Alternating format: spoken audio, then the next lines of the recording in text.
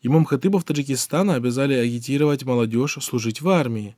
Так, около десятка имамов города Гиссар в составе группы из представителей и работников военкоматов и сельсоветов посещают дома призывников с проповедями о необходимости службы в армии.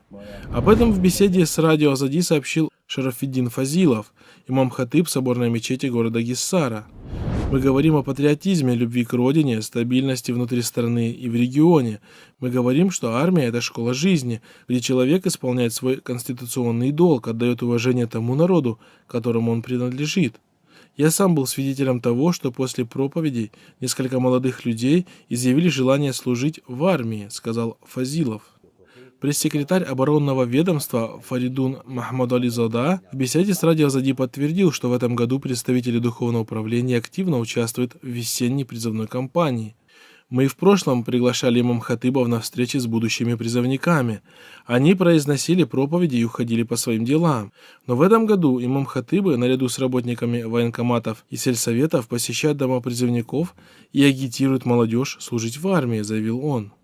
Эксперты отмечают, что, несмотря на формальную секулярность режима Рахмона и на его ожесточенную борьбу с любым проявлением ислама в жизни, власти постоянно привлекают покорных представителей духовенства для формирования общественного мнения и достижения поставленных политических задач по одурачиванию населения.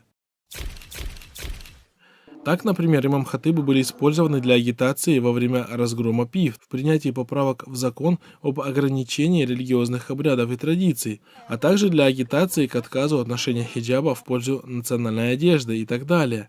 Отдельно следует заметить, что один из главных рупоров режима сегодня являются минбары мечетей, с которых каждую неделю послушные хатыбы возвещают вместо религиозных положений пропаганду и всяческое одобрение правящего режима.